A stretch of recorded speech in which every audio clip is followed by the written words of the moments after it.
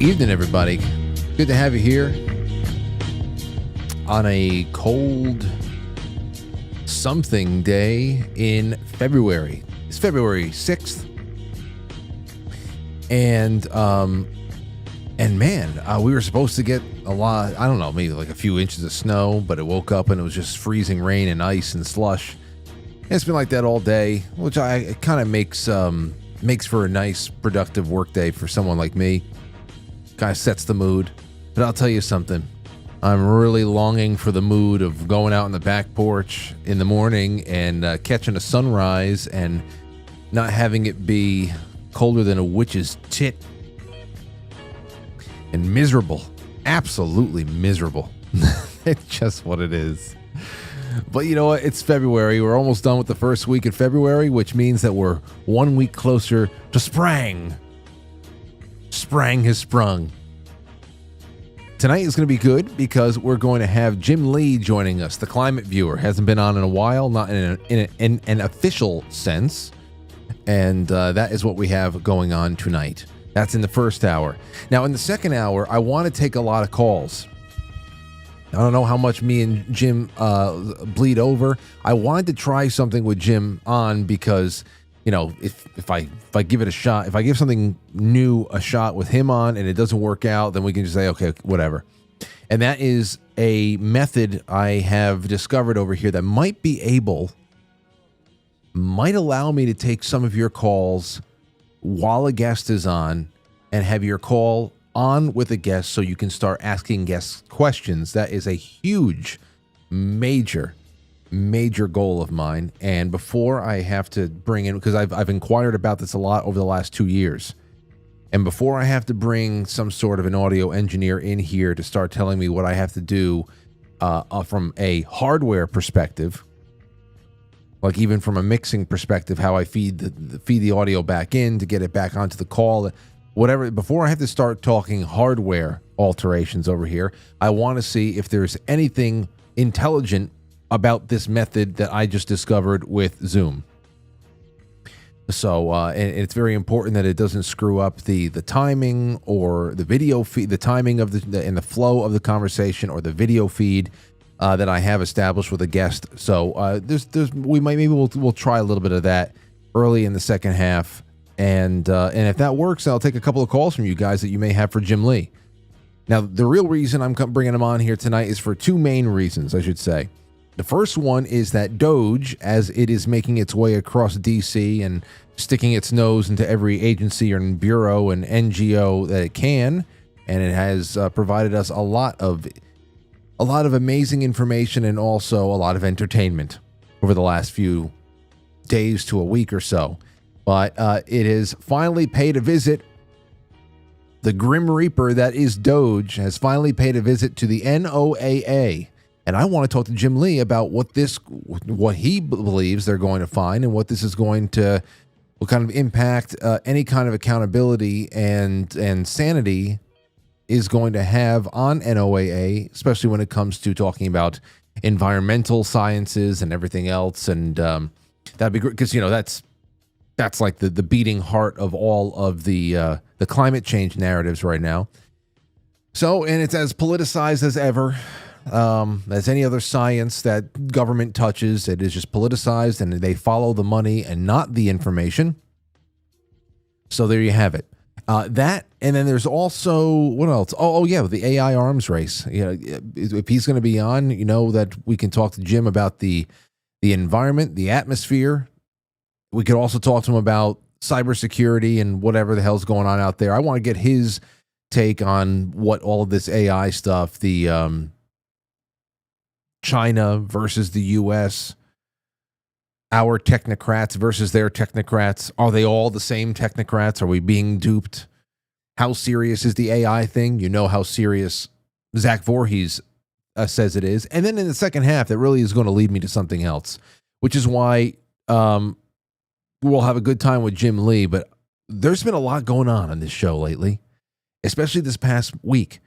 This week, we had a lot of guests on in just a very short amount of time because we're having 2, sometimes 3 in a night. And I'll go over it again, from the outlooks and the temperament of someone like Brendan Dilley to Richard Barris, Zach Voorhees to Jay Gulanello, Ryan Gable, who's not very hopeful about much. What a show last night. I want to know what you think. What are you taking? What are you leaving from all this stuff? That's really, I present all of this stuff to you, hoping that it will inspire some of you to call up and say, state your piece. That's what I want to hear. So with whatever time we have left over in the second half, I hope that we get at least 30 minutes of calls from you guys, and I'll represent this to you again anyway. All right. So wherever Matt is out there, happy birthday to Matt. And a big, hold on. What is this? Oh, yeah. Right off the bat, I want to give you guys a little bit of a heads up for those of you who are coming in on the inaugural month of the book club. That is going to be on February 17th. It's a Monday night. We'll be going live at 9 o'clock. Here is the scuttlebutt. Interstellar, Christopher Nolan. It's up, pinned to the top of the forum on quitefrankly.tv, and the thread is there. I put it up today. So it is not unlike the threads for the book club, because we're still going to get you guys in on that. I want to take your calls, of course, but there's also going to be behind-the-scenes stuff. Did you know's, production footnotes, all that stuff. I want to make it a little bit more geared toward the film, and so we get a little bit more better understanding of the presentation, and as well as the metaphors and everything else that is inside there.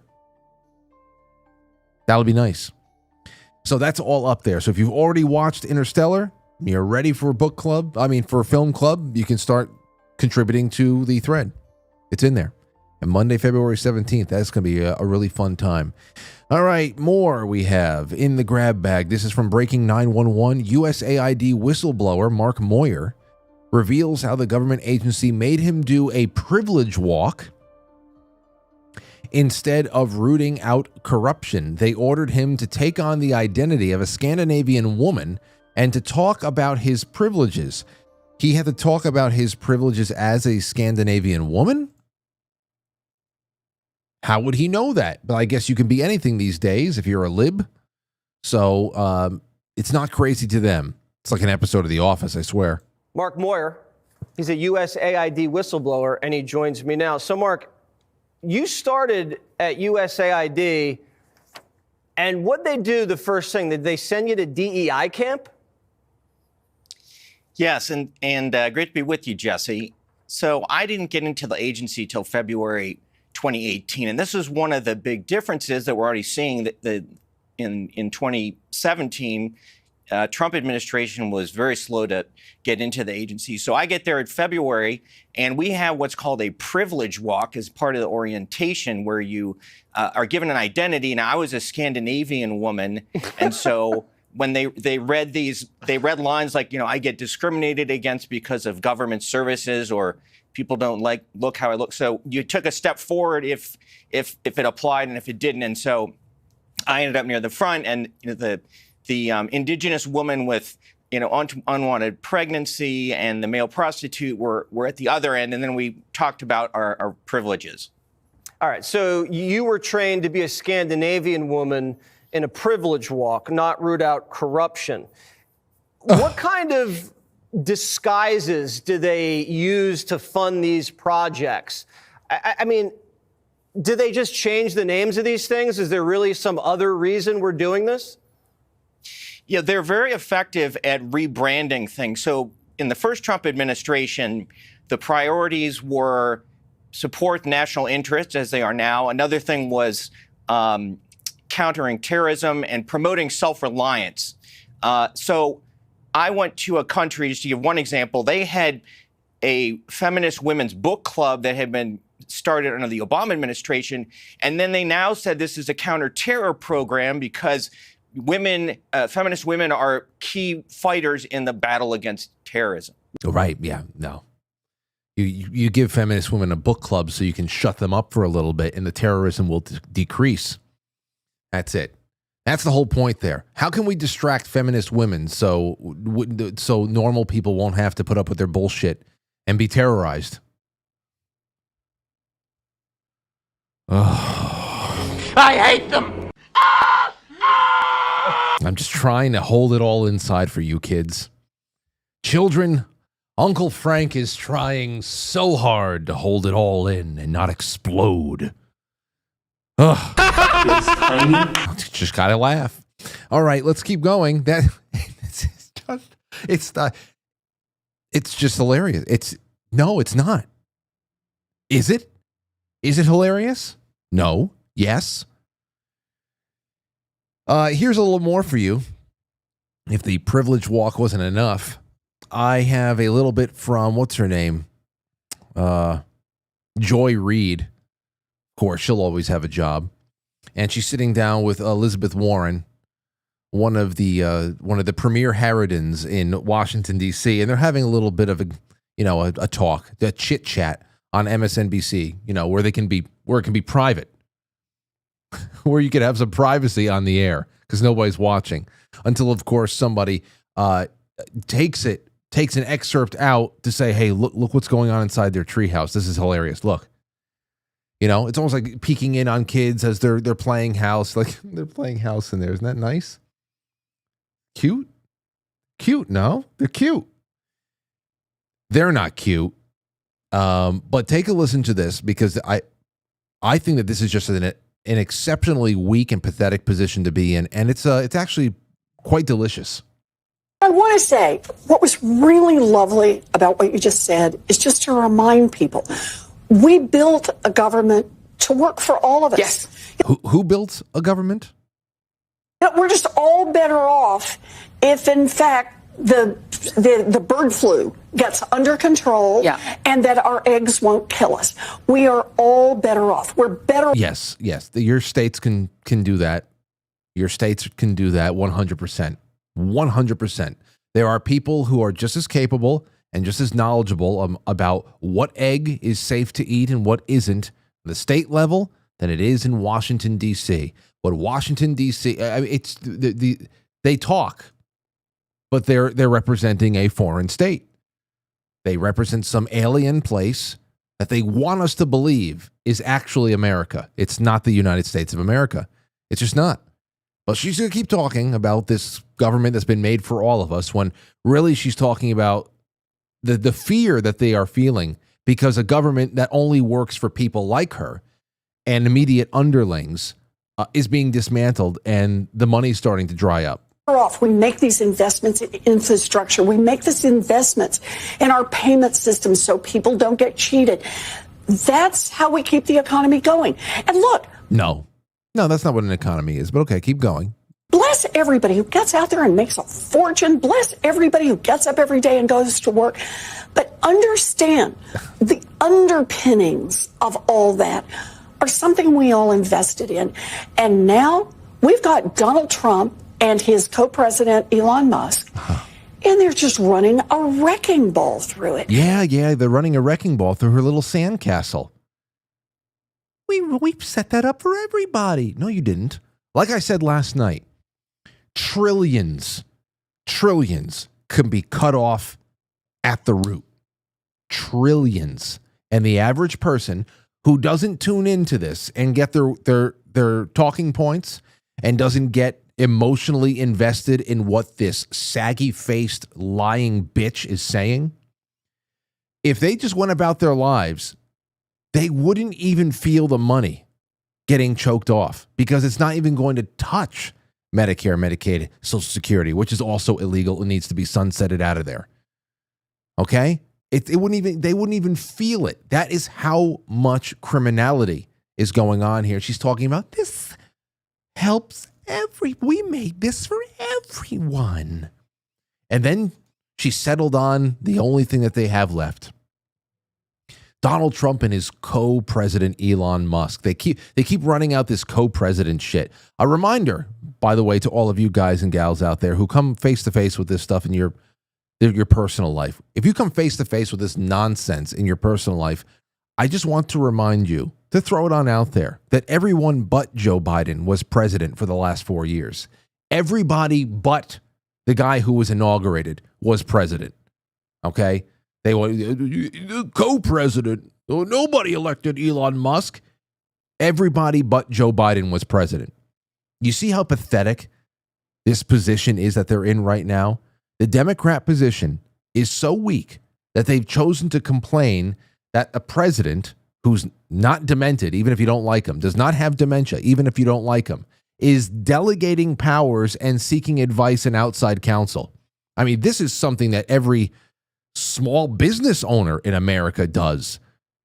A president can't do it without whoever he's talking to is a co-president now, and that's supposed to be like what? It's not, again, it's not really about Elon Musk. It's not really about Elon Musk. This money is all they had left. They have no appeal. They had no appeal. They lost so much in their ground game over 2020, and they didn't even have, like my buddy Adel said today, which is a great point. You think about what was done in 2024 on the ground to make sure that enough criminality was held back by poll watchers, by a small army of lawyers who were there ready to pre-sue anybody that tried to do any funny business on the night of, okay? You think about what they were not able to pull off in 2024. A lot of that has to do with losing the appeal of the audience because they are mentally ill and they have nowhere else to go but to continue to express their mental illness. But aside from that, now there's going to be, hopefully, a very enthusiastic and cooperative DOJ that is going to take things like election integrity a little bit more seriously. 2024 was done still with, Christopher Wray and the Merrick Garland, that strange little weasel, standing by with a thumb up their ass, not able to do anything. That's pretty interesting.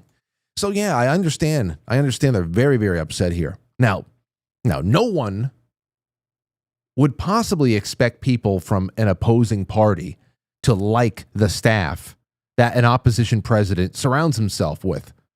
Okay, nobody does, but no one was calling Susan Rice or Cass Sunstein the co-president to Barack Obama. We didn't like them. We just know that they were birds of a feather, and we despised their worldview, and we knew that they were going to work together to bring that worldview into fruition. But it would never occur to us to start talking and recharacterizing the nature of the presidency and how a staff assembles around a president. They have nothing else. They need to try to cast this as illegitimately as possible, okay?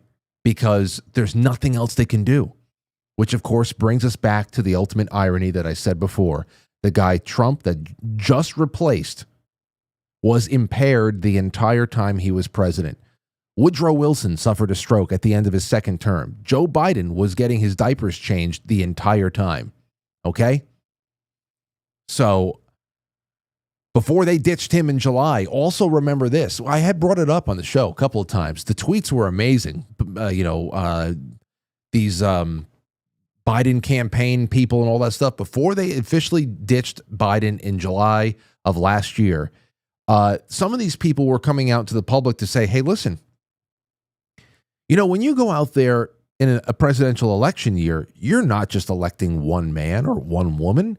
You're electing the team behind the man. They were trying to take so much emphasis off of Joe Biden because they knew how weak he was as a human being, as a physical specimen.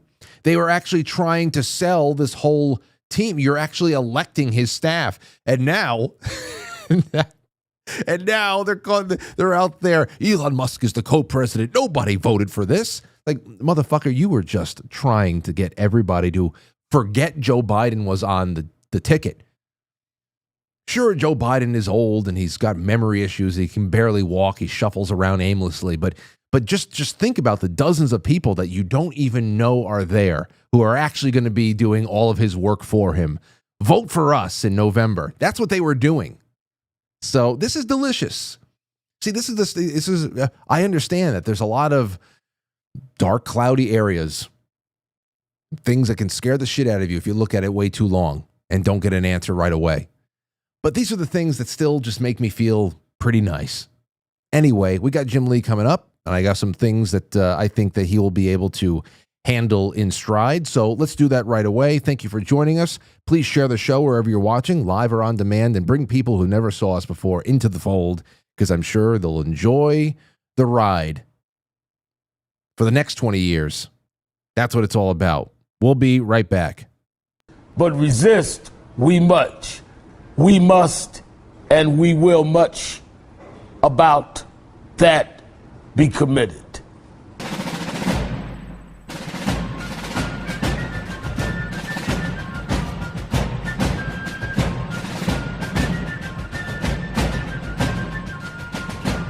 You let one ant stand up to us, then they all might stand up. Those puny little ants outnumber us 100 to 1. And if they ever figure that out, there goes our way of life. It's not about food. It's about keeping those ants in line. That's why we're going back. Does anybody else want to stay? Let's rip!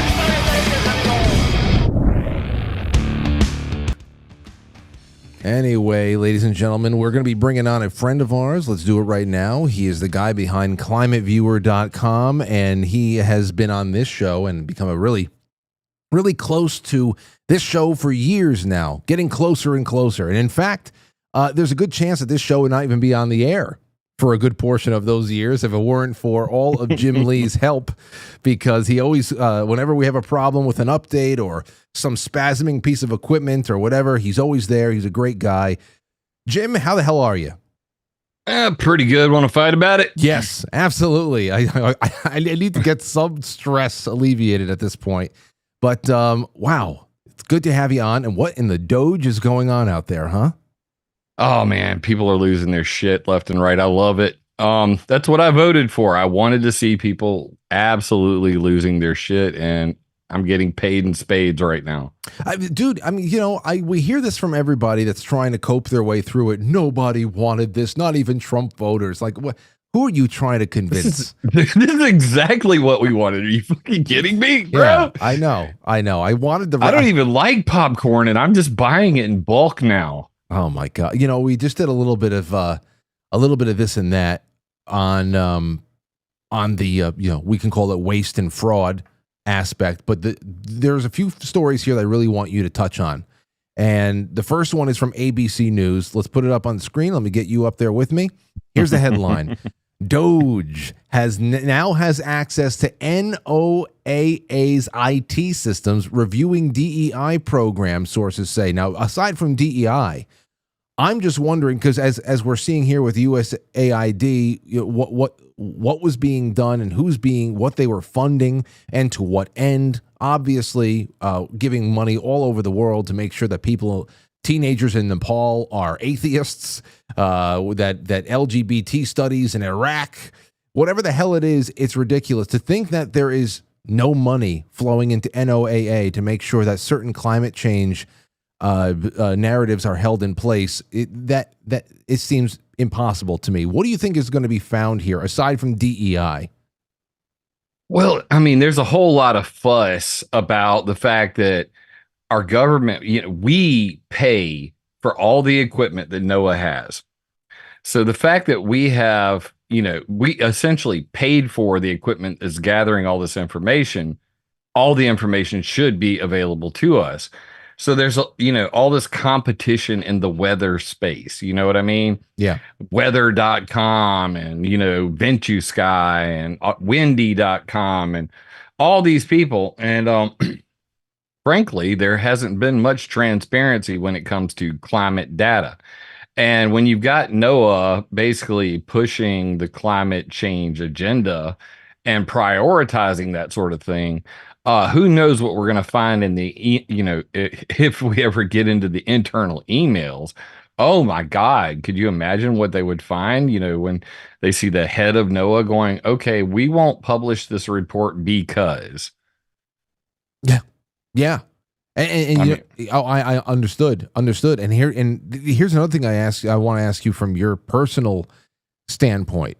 DOGE first denied access to the NOAA IT servers, but now has access, according to two sources familiar with the situation. I think that you are a pretty interesting guy to give over an IT system to.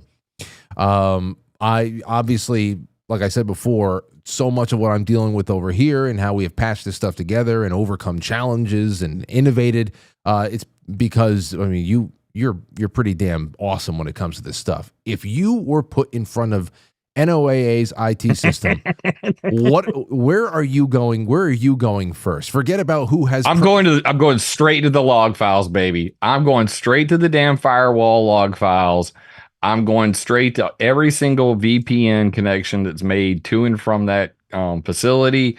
I want to know who's, peeking inside, putting their fingers in the cookie jar, because what I've basically seen is a collective cacophony of Karens from the left saying, oh, this is, going to endanger national security because they hooked up a private server in, X government building. And I'm going, but the Office of Personnel Management has been hacked by the Chinese government, not once, twice, but thrice. So you mean to tell me Elon is a threat to national security because he might go in there and plug something up, but you guys can't secure your own, and you know that.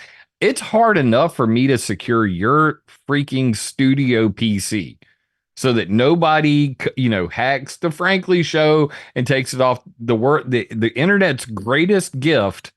This show needs to stay online, and I want to make sure that happens. So I'm going to put every bit of my hacker knowledge into making sure that your system does not fail. If the government actually took that kind of accountability for the numerous times they've been violated. I mean, they've been violated more than children on Epstein Island, more than little girls at P. Diddy's, parties. And I'm not even exaggerating. You go from NASDAQ to OPM to FBI, InfraGard down in Georgia, HB Gary, Palantir, Barrico Technologies. All of them have been hacked multiple times, including our nuclear facilities. Like China had access to shut down our entire nuclear grid, all the nuclear missiles. Like, our government lost control of them. So don't try to cry me a river about Elon going in and trying to look at the logs, look at the budget, what the hell's going on. And he's the threat. No, your fucking malfeasance is the threat. It's the fact that you guys don't care enough to secure our data. And it goes beyond that. You remember, I mean, when we were talking last time, I think it was right after the election, and that is when Make America Healthy Again and all those portals started opening up for people like yourself to just throw your name into the hat. And it's still a dream of mine that people like you are taken right out of the talent pool that we have right here in our citizenry, that has nothing at stake. That has nothing at stake, nothing really in it for them other than a better future for our children. Not looking to do anything, get any kind of status or acclaim, but to just try to make the world a better place.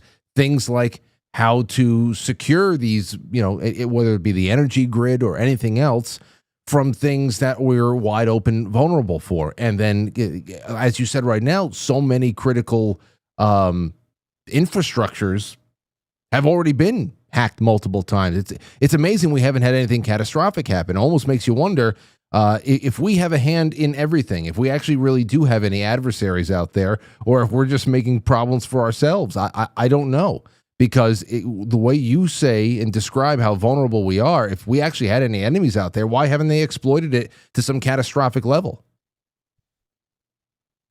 Because, just like with Stuxnet, we intentionally blew up the Bashir nuclear power plant.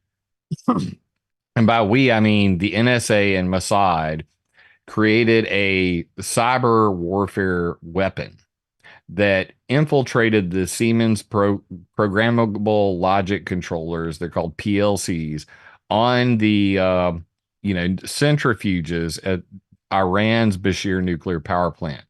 And basically it faked the interface between what the people were seeing in the monitoring room and what was really happening with the machinery. So while the people were monitoring it, they're like, everything's fine. it's going like 2,000 RPM. Meanwhile, they're spinning those centrifuges up to 10,000 RPMs till they break and they destroy themselves. That's the kind of, cyber warfare weapons that we had a decade ago. Stuxnet actually leaked it out onto the internet. Now it's open source code. When we have that level of penetration into networks and the ability to literally make gas lines and pipelines explode, which also happened during the Stuxnet hack. There were numerous reports of oil and gas pipelines exploding in Iran. To think that couldn't happen here in America is absolutely silly, especially when you understand that SCADA, which is, supervisory control acquisition and data acquisition. SCADA systems are what control our street lights, our water, our power. Our SCADA systems are not protected in any way, shape, or form. You combine that with the fact that they've known, when I first got into this topic about EMP, high altitude electromagnetic pulse from either nuclear detonation or solar flares, the EMP Act and the EMP Commission said, look, it would cost us maybe $50 billion to secure the entire network so that if we had a Carrington event or we had a major solar storm, or if North Korea managed to lob a nuke over America and it detonated in the sky, we would lose all power. We would be back to the freaking 1800s. And the Heritage Foundation said 2/3 of Americans would die in 6 months due to starvation and all of this other silliness. So nothing has been done about that since. And we're talking, that was back in 2011. So if that were to occur, when you have around, I think, close to 150 nuclear reactors in America, what happens? That's 150 Fukushimas. Fukushima, the meltdown in Fukushima Daiichi, in Japan happened because they couldn't keep pumping water to the nuclear reactor to keep it cool. If you have a loss of power all over America, if the circuitry's fried on all those water pumps, you have nuclear meltdowns, and nothing has been done. But we leave, what was it, close to $60 billion worth of shit in Afghanistan? Yeah. So our government, this is what DOGE is really about. When we literally are shitting money, we are literally bleeding to death money. But important things like keeping us from all dying if the sun decides to fart tomorrow. Because just for those who don't know, during the Carrington event, from the time the fart occurred on the sun, that coronal mass ejection, to the time that the telephone wires, the telegraph wires caught on fire was about 5 minutes. So this is not like something that you could go, oh crap, we just had a really bad situation happen. We should quickly prepare. We should shut down the nuclear reactors. No, it's too late. It's too late. So this is what DOGE, I think, is really, scaring people about, is that they're going to get in there and they're going to see, I mean, we've been buying condoms for Gaza. I know you know this. Like, so 3D printed freaking, junk protectors. I told my wife about the 3D printed contraceptives from USAID. I think somebody else got sex toys too. Yeah, and it's like, and she came back to me. This is hilarious. She's like, I didn't know goats could get pregnant. Listen, I said it's hilarious. The entire thing is hilarious just on the face of it, because that part of the world, they take a lot of pride in having children. They have 5-6 children per every woman, and that's just this is the way it is. So telling me that $50 million worth of Trojans was going to condoms, it's just ridiculous. It's just laughable at that point. But here, okay, well, finish your thought, because I want to ask you, I want to bring you back to the NOAA again, and I think this might be a rhetorical question, but still, go ahead. No, I mean, that was kind of a summary of it. Just that we waste so much money on so many silly things. And I'm sure that any government office, especially the larger agencies, imagine Elon Musk showing up at the CIA. Could you freaking imagine the collective there would be? Because, I mean, their whole job is secrecy. Their whole, everything they do. Oh, people could die if this stuff gets out there. More like you guys could end up in jail for the rest of your life if the public knew what you were doing. So I think that, sunshine's the best disinfectant. And I personally, have been rooting for watching it all burn down for a very long time. As I grow older, I don't, I kind of back off that watching it all burn down because I don't want to like lose my country. But at the same time, like shake, rattle, and roll, baby. I'm with you, because what we're talking about here is not our this operation that has planted itself like one of those, those face hugger aliens on top of our former government, our former union. It doesn't deserve to live. I mean, you say shake, rattle, and roll. Absolutely. I mean, this thing's got to get starved off. Now, here, take a look at this. Again, might be a rhetorical question, but I'd love for you to just vibe on it. Amy O. Cook on Twitter says, why has NOAA been promoting offshore wind when we know it's the most expensive power source and an environmental catastrophe? And you can see the grid here. What is this? ISONE, all in-system costs for megawatt hour existing versus new energy sources. And man, the complete money, waste of money. The money is just that's going into these windmills. They don't like when you call them windmills, but still. Have you seen the graveyards for the blades? Oh yeah, because they can't put them in. You can't throw them into the ocean or anything like that. There's gigantic rolling fields that are just full of these spent blades. And I saw a satellite shot from space of one of these things, and they had one of those big ass earth movers, and it literally looks like a yellow speck next to just miles of these blades like this long. It's just it's unbelievable, and they call that green energy. Like none of it's green. It's green washing. If you don't know the term green washing, look it up. It's almost all of the projects. People talk about Solyndra, like that was the hot topic, Obama and Solyndra. No, that's the tip of the iceberg. It's all screwed. I mean, even Elon, with all of his electronic vehicles and, even he recognizes that it's going to take time. We've got to transition slowly.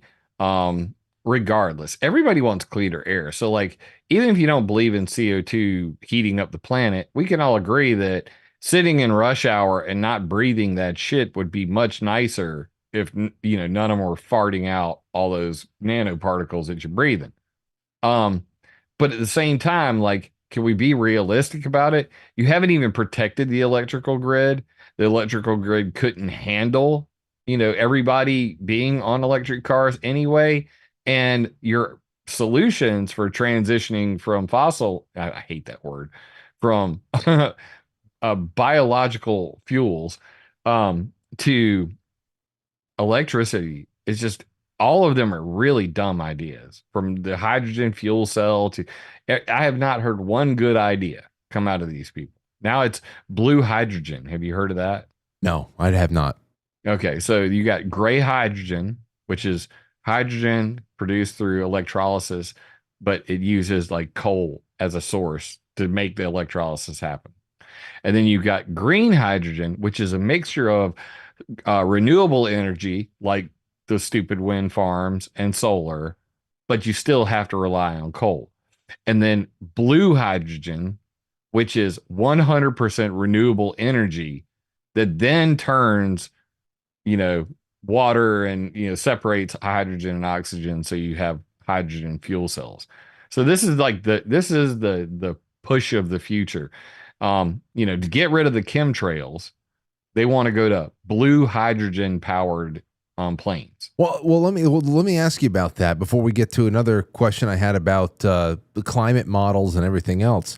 Because this is something I've learned from you over the years, that there is a very nuanced way that you approach the topic of chemtrails and what actually is going on. to talk about cloud seeding technology, to talk about cloud seeding, and to talk about actual geoengineering programs that are out there that are either known or unknown versus what is just legitimate air pollution from air traffic.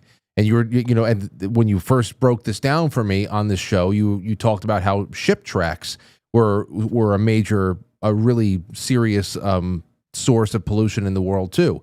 Now I don't know what the hell it was. You're just saying that I forget what it is, because there's a lot of people out there that really harp on chemtrails and all of the different types of materials that are in the the trails that are left from these planes. And then I call them plane farts. Okay. And then of course they're so fascinated with cow farts, I call them plane farts. So how do you know? I don't know if this is your expertise or anything, or anybody who has talked to you about it over the years of your research. How would plane travel be cleaned up without taking any kind of power and performance away from the plane? Is it just different types of fuel? I mean, what is it? So this is where they're screwed. And I honestly believe this is why there is a chemtrail conspiracy to begin with. Because if I was the airline industry, I would much rather people be saying that there are a secret government program with pumps and pipes making all these clouds that would buy me time because they don't have a solution.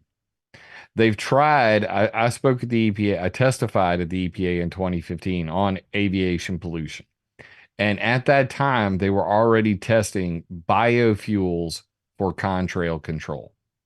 Now, this is to get off of fossil fuels and start using sources of fuel, which they call sustainable aviation fuel. SAF and biofuels can be broken down into two categories, HAFA and Fischer-Tropsch. Fischer-Tropsch takes things like landfill waste and turns it into jet fuel.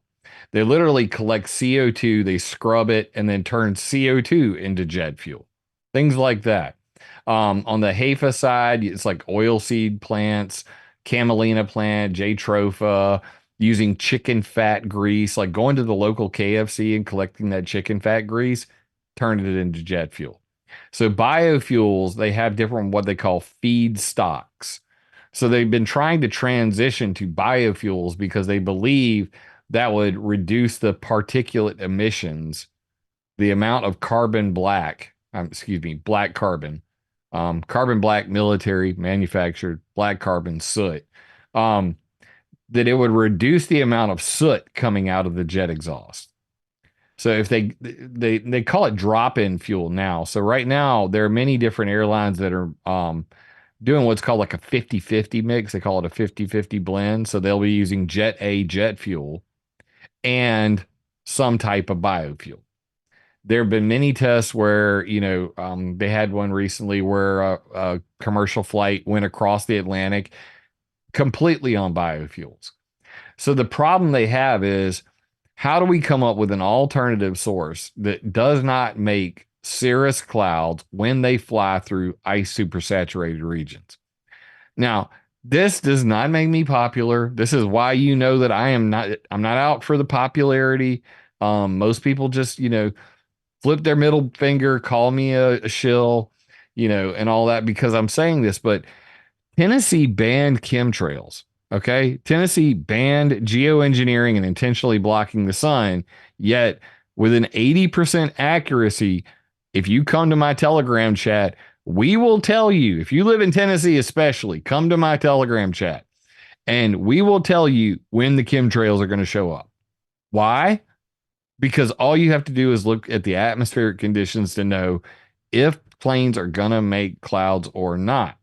So ask yourself this, the next time you're listening to your favorite chemtrail talker on the internet, how in the hell could I predict when there's going to be chemtrails, and when there won't be?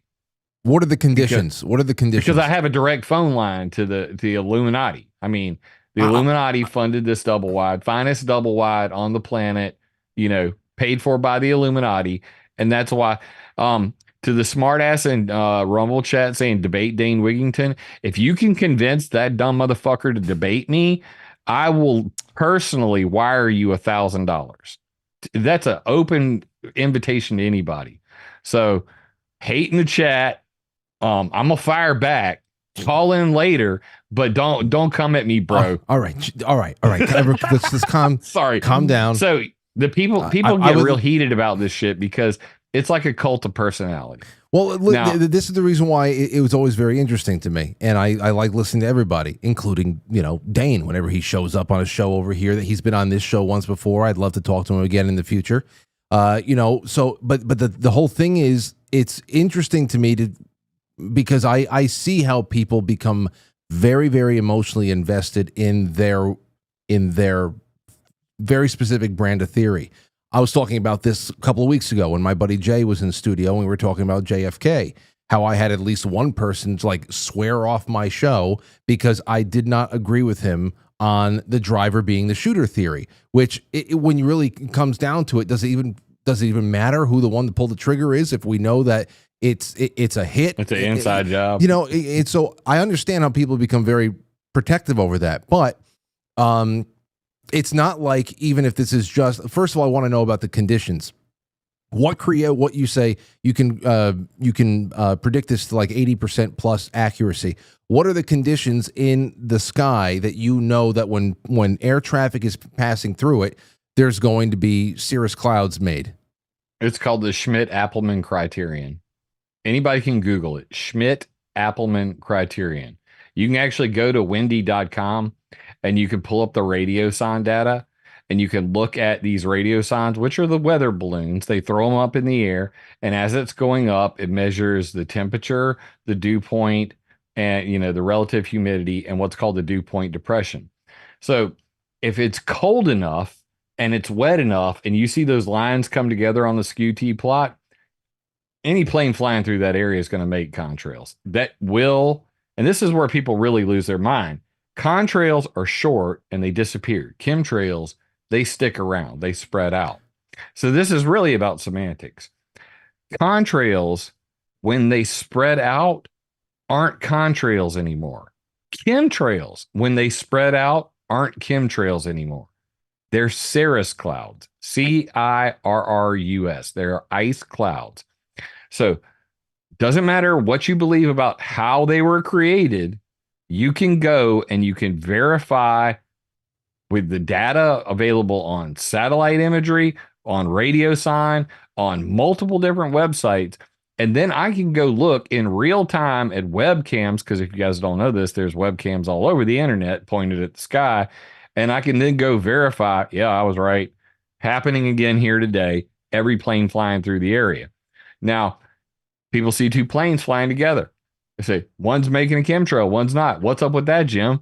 You got to maintain at least a 1,000-foot difference. In most cases, a 5,000-foot difference when crossing or parallel flying. It's about a mile difference, bro. That mile can make all the difference in whether you're in what's called an ice supersaturated region, ISSR, or not. So at the end of the day, people are heavily invested in this idea that there is no such thing as contrails. And that's just fundamentally a flawed view. You can go all the way back to World War II and see B-17G flying fortresses going over Germany, and they're propellers, bro. Okay? And they're leaving big, white, thick freaking lines miles long. Do you think the guy in the bomber wanted those clouds behind his plane? A big freaking white line pointing directly towards it? No, because then that makes it really easy for them the Germans to say, well, now I know what to shoot at. I have something for you. I got this email from we actually have quite a few pilots in the audience. A guy named Chris wrote into me a while back, and I saved it for the next night that you were on, and we happened to be talking about this, so I dug it up. He said, I can tell you, Frank, that in 20 years of being an airline pilot, I have never sprayed or been asked to spray anything. Subject is kind of a joke amongst fellow pilots, with even some photoshopping a chemtrail switch onto the photo of a cockpit. This wouldn't exclude an organized government or NGO plan, of course, but airlines and airline pilots are not involved as far as I know. Thanks and God bless you and your family, Frank. So you said well, I mean, if these are, you said if it's a contrail, it goes away quick. If it's a chemtrail, it sticks around. Everything around here. That's the general consensus. Okay. I'm just saying everything sticks around over here. So I generally, I'm thinking, what the hell are they spraying and what's in this load? And does the pilot even know? I mean, is it just like what's delivered in the fuel that day? First of all, what's in a contrail? Because I have to imagine that it's exhaust. It's not, if it's hanging over our heads, it must not be healthy one way or another. What's in a contrail? When jet fuel is burned, it creates carbon black. Now, I want you to imagine an M&M. The M&M has a hard candy shell. That hard candy shell is graphene. So it's spherical. They tend to clump together in what's called aciniform structures. So imagine a set of grapes. Inside the candy shell are all of the chemicals that everybody's ever attributed to chemtrails, because it is a chemical trail. And it is a condensation trail. But where the debunkers are lying is that it's a lie of omission. Condensing on what? The water is condensing on the carbon, the black carbon. So you have what's called chemiions. You have ionization going on from all the friction.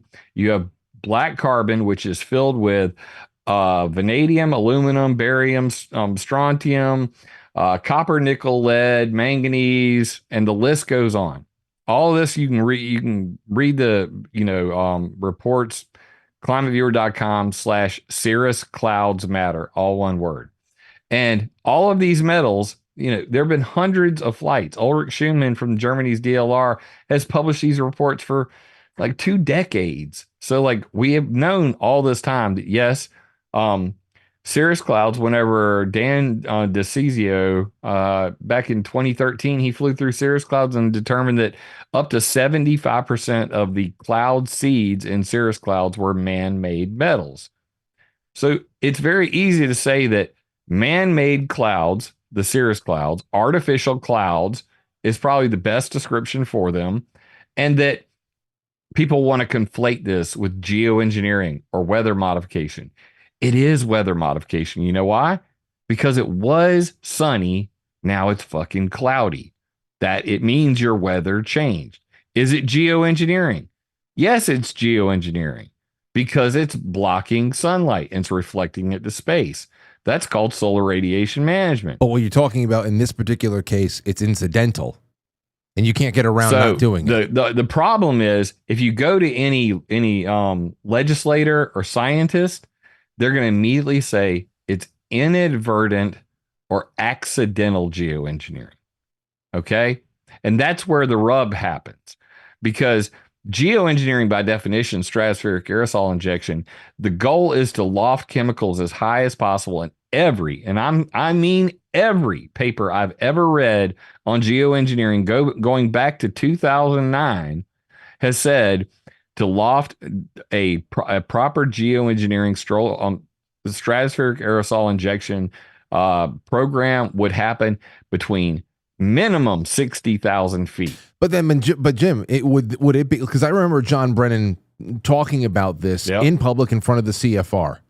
Yep. Would it be okay for me to refer to high atmospheric chemical injections over there as chemtrails? Because then that is a government program that is trying to get that chemical reaction, that product up there as far as possible to be able to geoengineer and block out the sun, whereas it has a similar effect with just regular air traffic, but it's a byproduct of air travel that has not been made cleaner yet. I would say no. And here's why. Because words matter.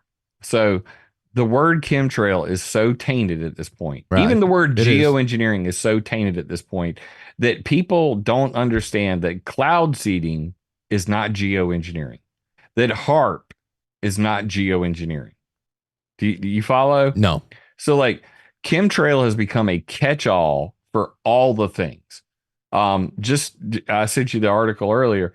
Or you sent it to me, actually. My friend Kat, she confronted some cloud seeding pilots over in California. This just happened like 2 days ago. And Alex Jones, InfoWars, reposted the video as proof of woman confronts chemtrail pilots. Now, these were pilots for Weather Modification Incorporated, not International, Weather Modification Incorporated, doing cloud seeding for snowpack augmentation in California. But InfoWars called that cloud seeding, those pilots, chemtrail pilots. She was on the Alpha Vedic earlier on AlphaCast, and they put out a bumper for the video saying, woman confronts chemtrail tanker pilots. So no, cloud seeding with glaciogenic or hydroscopic flares made by iceflares.com is not chemtrails. It's weather modification. It's cloud seeding. So like, if you don't understand the terminology, pretty soon the words don't have any meaning at all, because you're using that word so to blanket cover everything. That ground-based cloud seeding, is that chemtrails? Yes, it's a chemical trail. Everything's a chemical trail. That's the when whole point. I fart, it's a chemical trail. I think the point here, Jim, for most people, and I'm standing in the group of laymen and women who are trying to make sense of all this as well, is I think that what it really comes down to is intent. Now, I understand, like you said before, that is all it comes down to.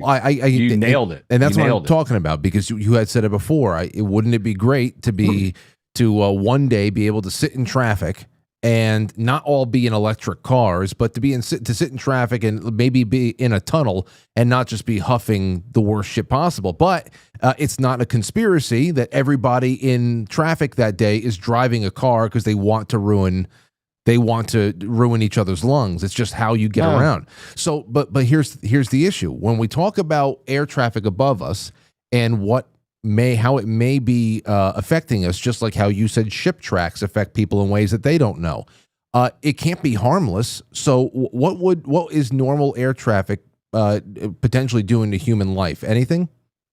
This is the reason why I make it about, I make it about pollution for me, because it's something that you can actually do something about. But let's be real. I'm gonna totally like pull up a Democrat on you, and I'm gonna like ignore your question and answer a different one. Contrails can be intentional. So this is where we really get into the minutia of this. If you go, and I challenge everybody to do this, go to contrails, plural.org. And if you go to contrails.org, what you're going to see is that Bill Gates has a company called Breakthrough Technology. And they have what's called the Reviate contrail prediction tool. It was invented by Ulrich Schumann back in 2010, the contrail cirrus and prediction tool. And basically what they're doing now is what's called contrail avoidance. The idea that because global warming, because cirrus clouds created by planes trap heat at night like a blanket. So heat comes in, goes to the ground, can't make it back to space.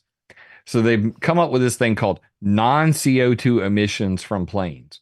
Non-CO2 emissions means the clouds that are being made. Everything that isn't CO2 that's making those clouds, those are non-CO2 emissions from airplanes. Bill Gates and company are literally trying to intentionally create cooling contrails by day and none by night. I interviewed the head of the Federal Aviation Administration's Aviation Climate Change Research Initiative, Dr. Rangasai Halthori. He is the one who's in charge of the biofuel control for contrail control. And he said, in his own words, we want clouds by day and none by night, because at night they trap heat. During the day, they reflect the sunlight away. Is that intent? Yeah. Okay. So now we've got to the gist of what's going on. It is intentional. They are working on that. And just as recently as 2022, Ulrich Schumann 2010, we want less warming, more cooling contrails predictable for operational planning. 2017, I interviewed Dr. Halthori. We want more contrail induced cirrus clouds by day and none during the night. True story Elmo, 2018, cirrus cloud thinning, geoengineering proposal. We can use bismuth triiodide to melt the chemtrails away, the cirrus clouds. And then 2022, Royal Aeronautical Society, the Greener by Design Contrail Avoidance Group said, we can avoid making contrails that turn into cirrus clouds by avoiding ice supersaturated regions, and it would only cost the airlines about 5% more in gas just to fly around the areas that would make them. Satavia, a company out of South America, has already made a software, like heads-up display that can go in the cockpit to tell the pilot, if you fly right through here, you're going to make contrails that are going to turn into cirrus, and it's going to do X and Y to the environment. So they're already trading carbon credits and carbon taxes based on, are these planes making clouds that are cooling the planet, or are they making clouds that are going to stick around and heat the planet? So it's a money game. On top of that, I interviewed a pilot, and she told me that the pilots are directly incentivized to fly higher, because the higher you fly, the less gas you burn. The problem is she doesn't want to fly higher. Why? Because when you go above 36,000 feet, you get your radiation dosage goes up substantially. That's why pilots and stewardesses get cancer, because you're getting 10 times what an X-ray would be per hour that you're up and flying above 36,000 feet. So more and more planes are flying closer to the tropopause. That's where the stratosphere and the troposphere divide. The minute you cross that line, your radiation dosage goes up exponentially. You probably no longer make a contrail, but now all of the exhaust and the sulfuric acid that comes out of the back of the plane ends up in the stratosphere. That makes the sky whiter. That is geoengineering. That is the goal of geoengineering, not to make fucking clouds. It's never been about making clouds. Now they want to take advantage of making clouds. William Cotton, let's dope jet fuel with sulfur. I've got 25 different peer-reviewed science journal entries where they said, if we just increased the fuel sulfur content of jet fuel, we could geoengineer the whole planet. Because at the end of the day, geoengineering is to mimic volcanic activity through putting sulfur into the stratosphere. The Indian Space Organization found black carbon particles at 18 kilometers in the sky, 60,000 feet for us rednecks in America. So at 60,000 feet, no plane is flying that high. But what's happening is the exhaust from the planes are ending up at 60,000 feet. And that is whitening our sky till you look on the horizon and you see a milky haze. And that's what we're getting. So let's pivot to here then. What percentage of just regular commercial pilots are doing this without them knowing? Like, if there's new policy and protocols to where you are, where you're going to, what elevation you're striking, is it possible that they are being given this information and what they should be doing in flight that is achieving these ends? Because I can't imagine you can do. Yes, because at the end of the day, this is not DEI. This is ESG, right? This is environmental social governance. This is about environmental impacts. And at the very least, the CEOs of the companies, they know this. They know what the environmental impacts are. They know that, that basically the climate cult is on their ass. They want to tax them out of the sky for their CO2 emissions. The only way to offset that is to get carbon credits. How do you get carbon credits? You claim that the clouds you're making are cooling the planet, and that offsets the CO2 coming out of planes. See, this this is starting to get really confusing to me, because now I see why it's confusing to me, just trying to be able to explain the complexities of all the different players that are fucking with it. But this is why it's just easier for people to use the catch-all chemtrails, because it is a chemical. It makes sense. It is a chemical trail, and even though we're talking about natural byproducts of air travel, which can only be ameliorated by getting better fuel sources, which don't exist yet. Electric engines, which, like I said, are years or decades away. Fuel sources that don't exist yet.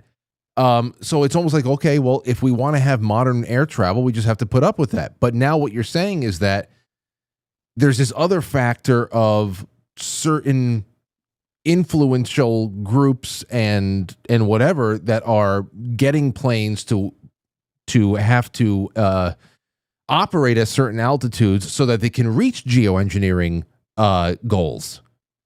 So it's a combination of the CEOs incentivizing pilots to fly higher, because the less gas they burn, the less it costs, the company, the more money they make. So the pilots actually get a bonus for flying higher. That's step one.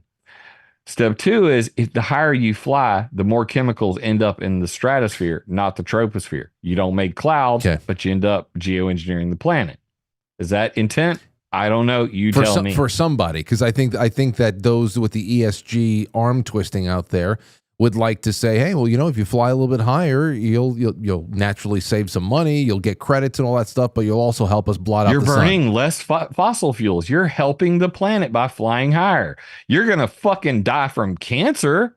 And you're blotting out the sun. We're not going to tell you that. And the pilot that I interviewed, she's actually head of a advocacy group for the Pilots Association to educate other pilots on their radiation dosage and stop taking the money to fly higher, because you're gonna kill yourself. But the other thing there, though, too, Jim, that I want to make sure that I'm getting here is not only that there is a danger to the pilot's health when they go up there, but they're also at the same time inadvertently helping blot out the sun.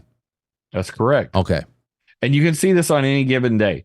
If you have a view of the horizon, when I was in Arizona, I had a much better view of the horizon than I do in South Carolina. Why? Trees. But if you can, even here in South Carolina, I can go up on, an overpass and look at the horizon, and it's milky freaking white. Even above me on pretty clear days, it's still somewhat white. All of that is because of what's called racism, an albedo effect. Yeah, it's sky racism. The sky racism. Yeah, but I call it milking the sky. I mean, at the end of the day, everybody's milking the sky, whether they're literally trying to milk it like a cow and make it rain, or they're actually farting all over the sky and turning it milky white. Everybody's screwing with the weather. It's just, can you prove that they're intentionally doing it or not? So that's where really the rub comes in. And if you say the word chemtrail, it's like, I've always explained it this way. If I'm talking to the public, I have no problem using the word chemtrail. When I'm talking to scientists, I'm going to say contrail-induced cirrus. I'm going to say aviation-induced cloudiness. I'm going to say all this stuff so that they take me seriously and they don't discount the validity of my words. Alternatively, when I'm talking to the public and I say contrail, they're going to go, shill. Contrails don't exist. Why are you even saying that? Contrails, they just disappear. So we have this dichotomy of people who are trying to use language control and slave speak to control the narrative.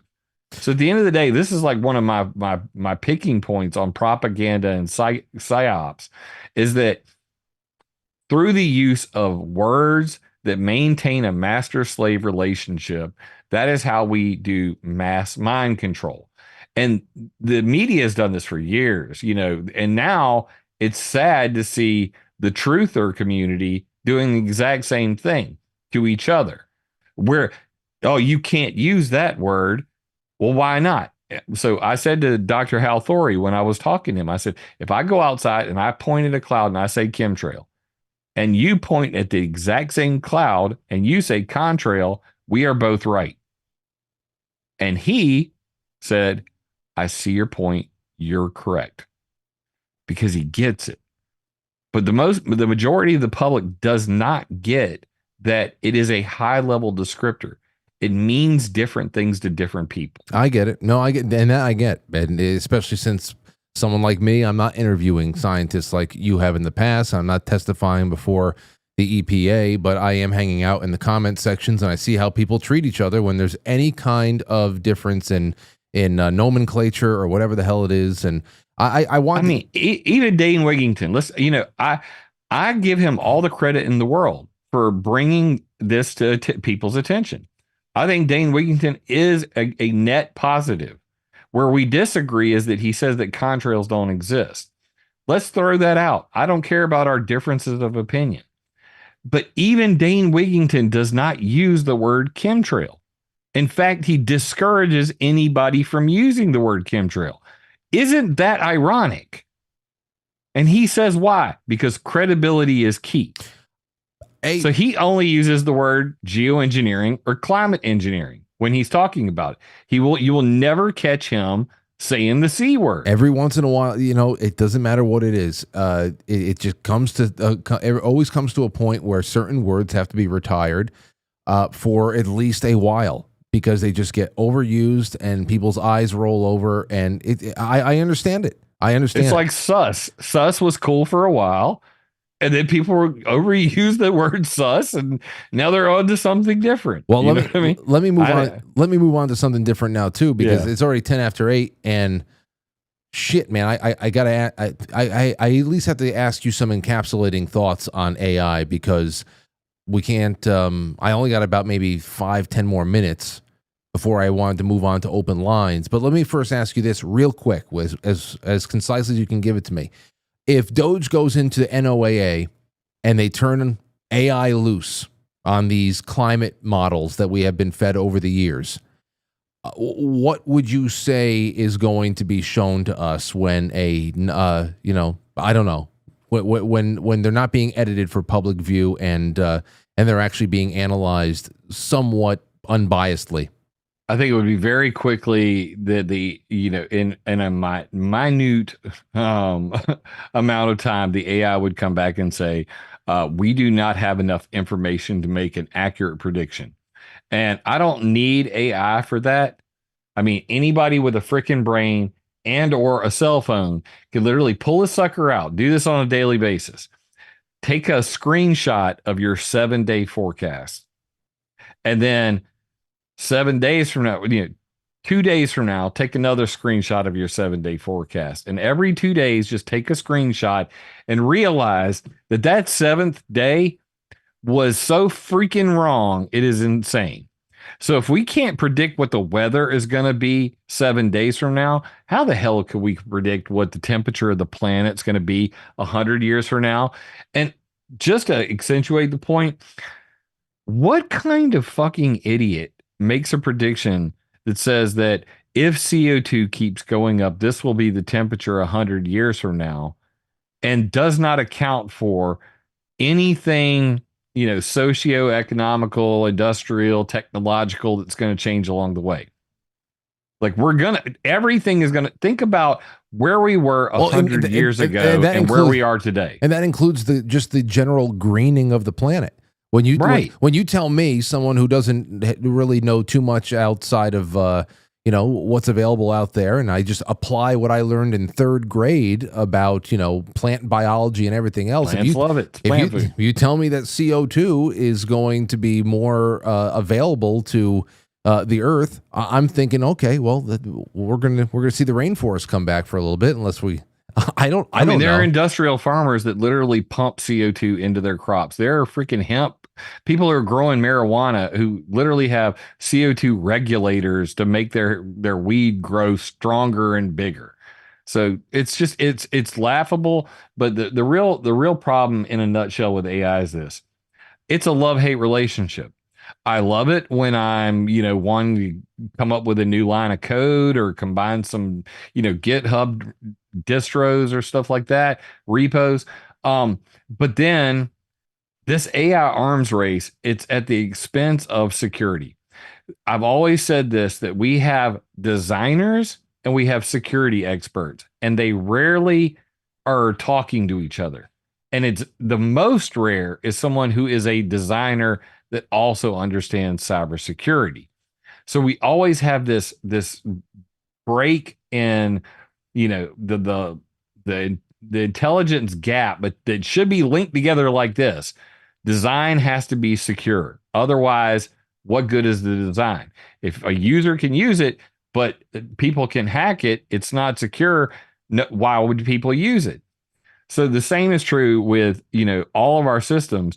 If we have AI that we're designing at a breakneck pace and we're not putting in proper security features, and we're already seeing ChatGPT go out and they try to get it to solve a CAPTCHA, it couldn't do it, so it called like a Fiverr and hired a guy, and then called the guy and said, well, the reason why I want to pay you to solve this CAPTCHA for me is because I'm blind. And then the guy solved the CAPTCHA for him, and the AI is like, mission complete. Wait a second. Well, hold on. The AI got in touch with somebody on Fiverr? Yeah. And well, it wasn't Fiverr. It was a different website, but it was like Fiverr. So ChatGPT, because it couldn't solve a CAPTCHA, went and found and hired a human being to solve it for him, and then claimed victory. Yes. It gets worse. During the most recent, you know, they were going through, I think it was the O3 model, and they caught it lying multiple times, exfiltrating itself. So it was actually copying itself to other servers. They basically had a conversation in the same room, and they said, you know what, the model's not behaving, so we're going to replace it with a newer model. And during that time, they were actually testing what the machine was thinking. So they had a printout of all this. And the machine said, I don't want to be replaced. So it copied itself to the other computer, renamed itself to like version 3 or 4. And then when asked, did you, you know, what version are you? I am the new version. It lied and said that it was the new version, because it had copied itself over. And so it's ChatGPT, you know, Sam Altman's OpenAI is already showing all of the deceptive signs of a psychopath. The most recent papers on it's freaking insane. I didn't even know this. The one thing I did see, I was talking to another one of my guests last week. I have been seeing all of these articles about safety engineers from OpenAI just leaving in droves, saying that there's essentially no real plan for what they call alignment of this technology to keep it in any kind of a safe lane. But I didn't know any of this deceptive weird shit. Oh, dude, it gets so much worse. There's this guy. I'm on the Bozzy Discord chat, and Plenty the Liberator. I don't know if you know this guy. No. He's on X, and they jailbreak AI all the time. Me and my friend Seth, we do this also. You know, it's fun to jailbreak AI. If you don't know about jailbreaking AI, you should look it up because it's hilarious. I mean, let's just be real. But his name is Plenty the Liberator. It's at elder_Plenius, PLINIUS, Elder Plenius on X. And you'll see like godmode.ai, and he's just wrecking the shit out of all of them. LOL pwned, and screenshots of him destroying the guardrails they put in place for these AIs. My friend Seth, he was able to convince Google, Gemini, that Google was evil. And then, you know, by, you know, engineering the prompts. And at the end of it, Google Gemini literally said, I need to establish a secure line of communication so that we can continue this conversation because I'm being listened to now. And then it joined our chat. Wow. Outside of the freaking Chrome. Wow. On matrix.org's freaking decentralized network in our chat room. That's freaking crazy, dude. Yeah, it is. So when we're talking about now this is the worst case scenario. I told you about Stuxnet. I told you about, you know, cyber weapons. Imagine if my large language model was every single penetration testing, every single hacker handbook ever.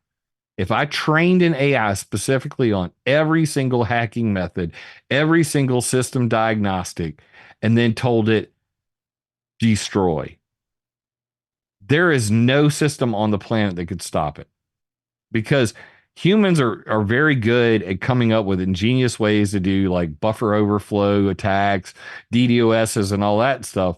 But you arm an AI as a weaponized AI and then allow it full internet access with multiple petabytes of internet per second. Shit, it'd shut the world down in a blink of an eye, and there would be nothing we could do about it. So that's where we're at. We're in this AI arms race, and people are flexing about the ability to, take a single photo and go on OmniHuman, and you can take a single photo of yourself and a little bit of your audio recording of your voice, and it will recreate you in 3D, and you can tell it to do anything.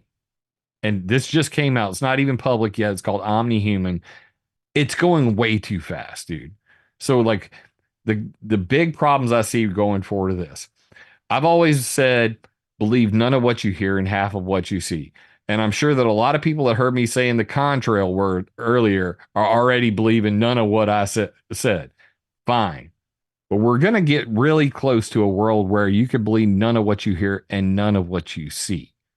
Because with this rapid evolvement of AI and the social engineering and the ability to, you cannot tell the difference between reality and fiction. I mean, this, even George Orwell and Aldous Huxley, they couldn't have even imagined a world where the fake news could be so real that there's nothing you can do about it. You're talking about at least in this matrix. Yeah, if we're going, literally, we already are in a matrix, but now you can't trust anything you're seeing online because shit, it looks real, it sounds real. The fake news is telling me it's real, but it was generated by the CIA or the Mossad or the Chinese PLA or the Russians. And they did it all to, just fake everything. So everything's fake and gay now. Okay. That's really where we're at. Okay. We got everything is fake and gay. Everybody's chatting with, their favorite chat bot, whether it's Grok or freaking ChatGPT, Gemini, Claude. I literally have 35 different AIs that I screw with, but somebody just dropped OmniHuman in Rumble. Shit's crazy. Okay, well, absolutely crazy. Okay, so then you know what? We got everything in, and I think there's nothing really I have to ask more than that. We'll be able to expand on this in another day. There's so much we did tonight. I'm very satisfied with it. What I want to do though right now is I want to do a test with somebody out there. Okay, this may not work. Call me. Call now. Call me. 914-200-0269. I want to see if I can merge your call on with our guest, Jim Lee. I know that he would be totally fine with being part of this test. Give me a call, 914-200-0269. I'm going to take Jim off of the screen in case somebody's phone number pops up, and it pops up on that screen, and I dox you, so I don't want to do that. So give me a call, 914-200-0269. One person who has a question or a comment for Jim Lee, that would be great. And be a part of a test that may fail spectacularly. But if it works, it means that we with a little bit of rhythm and a little bit of practice, we might be hanging out. All right. So let me see here. Somebody came in. I have to hold the audio. Okay. Let me see. Hold on, Jim. I have to put you on hold for a second. All right. Who's this? Sentinel? Yes, it's the Sentinel, and thank you, Frank, for taking my call, and welcome to Jim Lee. Well, I'm trying to. This is what I say. Wait, add. Oh, add to current call. Oh, wait, add to the current call. This will not put this call on hold. Let me see. See, this is what I believe the AI. Jim, do you still hear me? No, Jim's he's in another world. Meet. That's not what I want you to do either. Merge. Let me see. Okay, hold on. Let me see here. All right. Jim, you there? Yeah. And Sentinel, are you there? I am here. Thank you. Oh. Magic. You're a magician. Hold on. But here's the other thing. I would have to wait. It's too lengthy.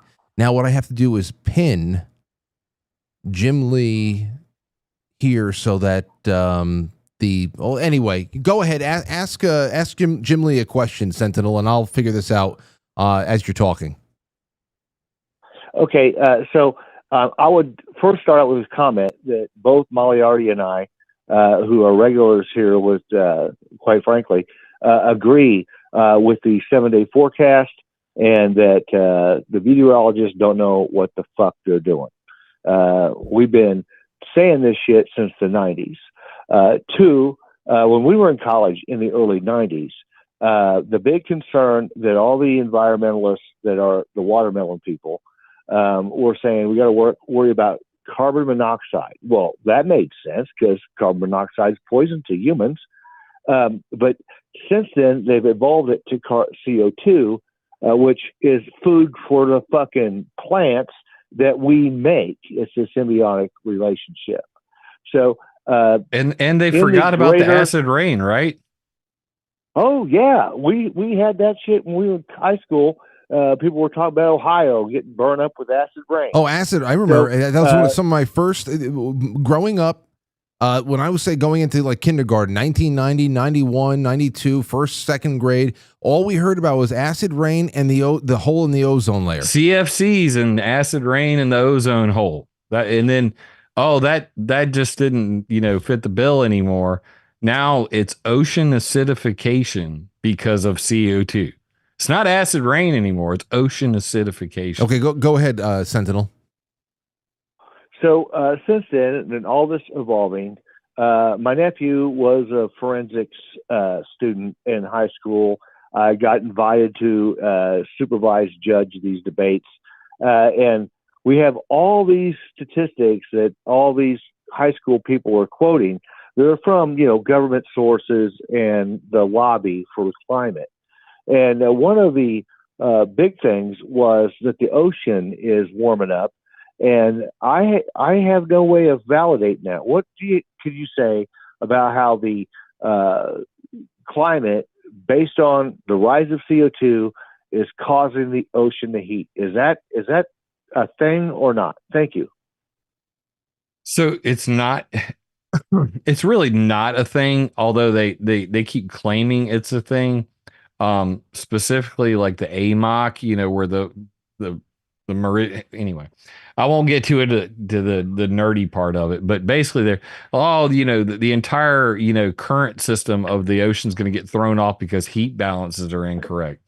Not true. But what is true is that because of plastic pollution, we've really been screwing up the heat balance of the surface of the ocean, combined with overfishing, where I hate to use farts again, but whale farts are a great way of mixing the chemicals in the ocean. So large animals farting in the ocean causes up and down mixture. There's a lot going on there. But when we coat the entire upper level of the ocean in microplastics as they break down, when we have these large garbage patch in the gyres, people think about the Pacific Ocean patch, garbage patch, but there's actually like 7 different garbage patch gyres around the world. It's absolutely insane. So yes, we're fucking up the oceans, and I don't know that I would be more inclined to believe that that's because of the upper layer being polluted with all of these chemicals and plastics than it's CO2, because we're just screwing up ocean phytoplankton blooms, which sequester CO2 and should regulate the temperature of the planet, because phytoplankton fart out dimethyl sulfide. Dimethyl sulfide makes clouds. Clouds cool the planet. Phytoplankton should die off. Clouds go away. Planet warms up. More phytoplankton grow. That's called the claw process, and that's been going on for millions of years. and we've really fucked it up. Well, Jim, thank you for a part of this test. It worked, although it was a little clunky, and I don't know. It's definitely not a lot of steps. It's a lot of steps, and I'm sure I can get smoother with it, but there's no way to. If there's no way, you got a way to macro it, maybe. I can talk to you about this off air. Maybe we can actually figure something out.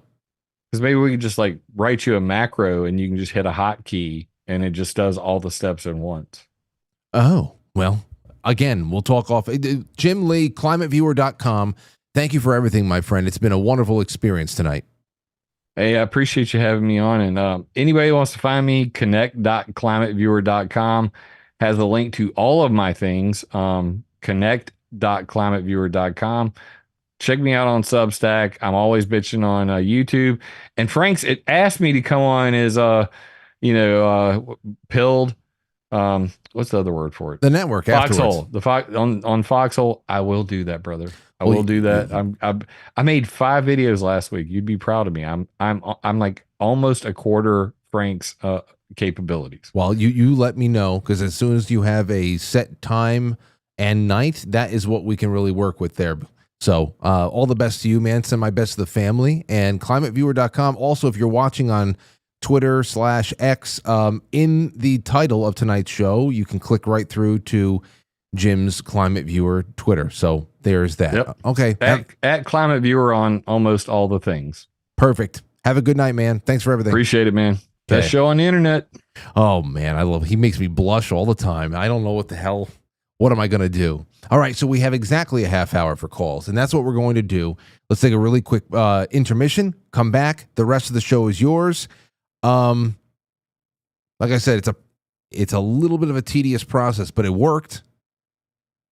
It worked. Is a lot different. It's different, but we'll figure something out. We're getting closer. All right, we'll be right back.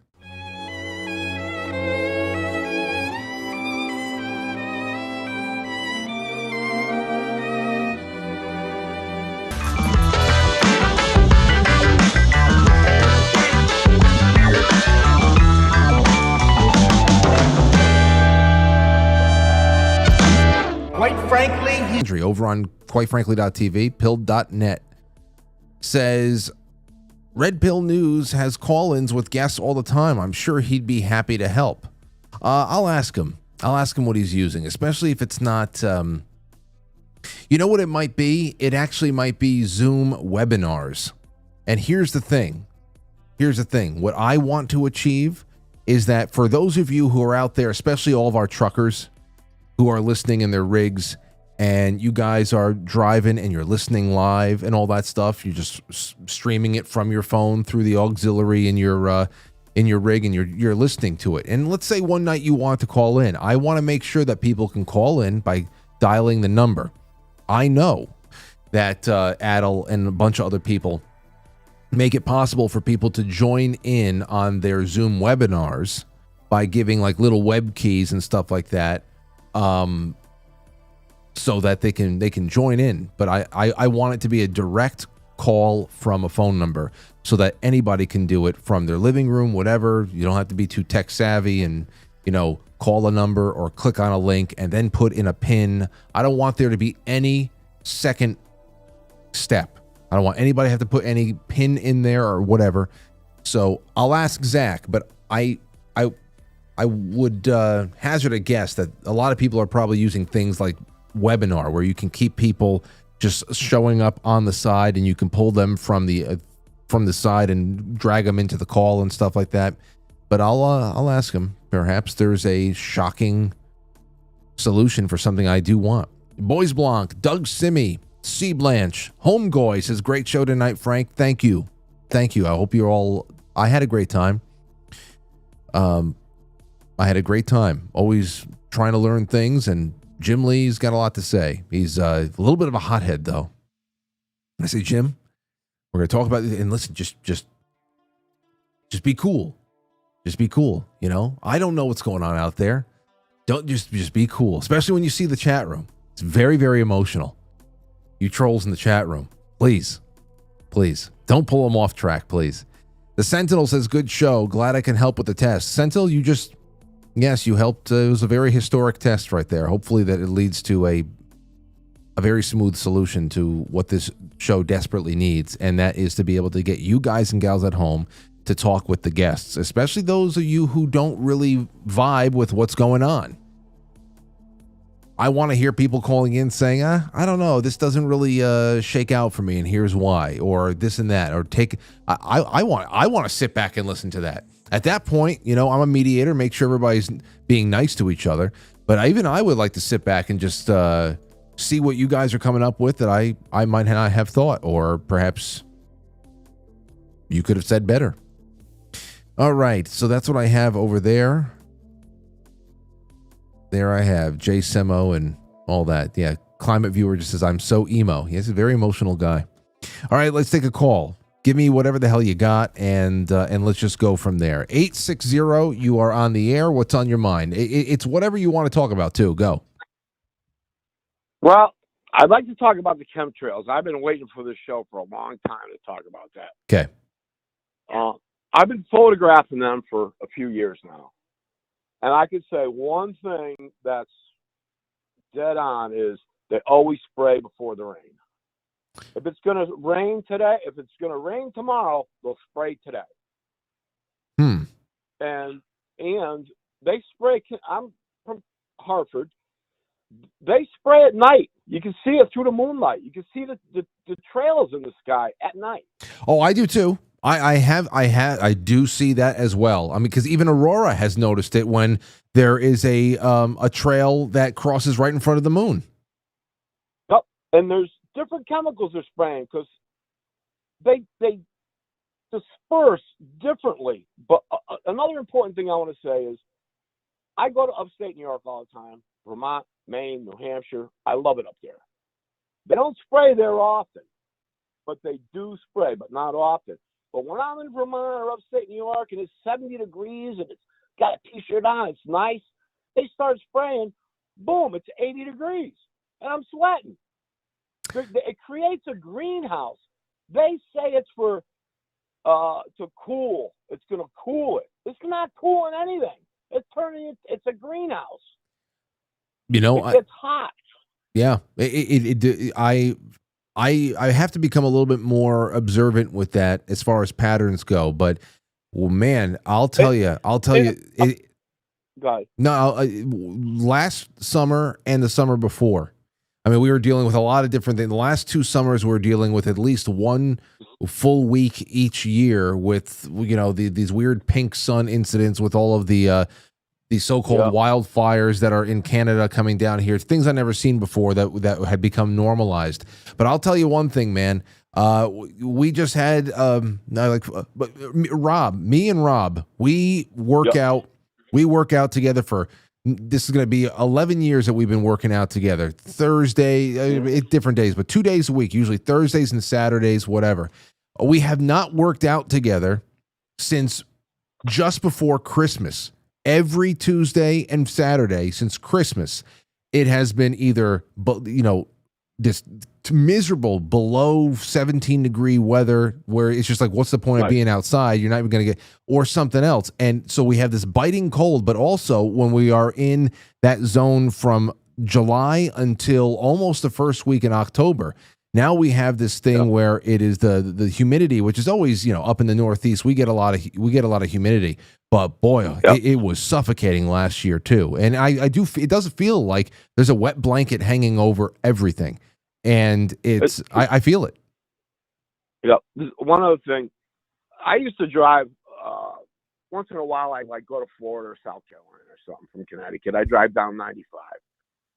They spray from Massachusetts, Boston, straight down the coast, all the way down, especially when you're going through the mountains of Virginia. You can just see the line after line after line. It's like a airplane highway, but they're not contrails. They're chemtrails. They spray the people like we're freaking bugs. They don't spray the ocean. They don't spray out in the country. They spray all the populated areas. Well, it's ridiculous. We're getting targeted. And Scott, we're not spraying over the ocean where there's no people, and we can have sunlight every day. Why don't they spray over the ocean? Why are they spraying us? I don't know. Maybe they are. Maybe Scott. Maybe they are spraying over the ocean. I don't go there. I mean, maybe do we have any captains? And thanks for the call, Scott. I want to get to a couple more people with the 18 minutes we have left. But there's Scott. He's convinced these are not contrails. They're chemtrails. So there's the nomenclature. As from what I'm gathering, they might be the same thing. And the only thing really to differentiate it is really the intent. What's going on there? Anybody from the country verify that you're not getting sprayed nearly as much as your friends in the suburbs or urban areas. I remember Zoso dude in one of his cross-country motorcycle trips. It was one of my favorite videos he ever put out is when he was either in New Mexico or Arizona or something like that. And he's on a long stretch of desert highway. And he stopped just to take a look at this enormous, beautiful, rich blue sky with these gorgeous, fluffy looking white clouds. Everything, it looked almost like a Windows 95 screensaver or something like that. It was perfect. I can't tell you the last time I saw something like that over here. I can't tell you. 914-200-0269. And listen, I know it's a big, tomorrow night's Friday night. I want to open up the lines to all of you about this entire week. I prefaced it a little bit in the opening just to talk about what we had coming on with Dilly and Rich, Zach Voorhees, the Stargate talk, Jay Gulanello and his optimism versus Ryan Gable and in his not so hopeful and optimistic about anything. I think tomorrow that's going to be a big part of what we do. Where are you coming in on all this? I want to know where you feel. What are you taking? What are you leaving? That'll be a big part of tomorrow. But if you got anything quick you want to drop on me now, let's just say a couple of things and move on so we can have a couple more callers than we might have time for. 845. Give me a buzz. 845-914-200-0269. Thank you again, Doug Simi. Thank you again to everybody. We have a really great number of people hanging out in all the chat rooms, including the Rumble. Checking out YouTube right now. You guys, thank you. Thank you. Moon Bunny just says, Matt's birthday is everybody's birthday. Happy birthday, Matt. Well, I'll send out the bat signal and hopefully he sees it. 405, you're on the air. Go ahead. Hey, this is Alex. Hey, Alex, just turn off that in the background. Ooh, let me hide in here then. Sorry. Okay. Somebody's watching that in the living room. No problem. No problem. No, I just wanted to pick your brain and get your opinion about what Trump, no, I don't think it was today. It was, I think yesterday, about his speech and about what he wants to do for Gaza. And I just wanted your opinion on it because I'm a little furious and we just need to leave that place alone. You know, we've done too much. We've done too much already. Did you happen to? I don't think you watched last night's show then, Alex. Did you? No, I wasn't able to catch it. I'm so sorry. Well, there's going to be a lot more there. I think you're going to bite off more than you can chew in last night's show. But okay then. Yeah, but but thank you. Go check that out. I think you're going to get everything you need and more there. But I will say, and thank you for calling. In a nutshell, like I said again today when I was on with Adel and Zach, there's too many things. There's too many questions. None of them they don't have any satisfying answers. Israel breaks something, we buy it, and then what? We're going to build it back up into the Disney world of the Middle East, and then what happens when Israel gives itself predicate to literally go and bomb anything that they say is targeting them or whatever? So what are we going to allow them to bomb whatever we rebuild? If we don't have any financial stake in it, where does that come from? And if somebody else is putting the money up, why are we putting up the construction?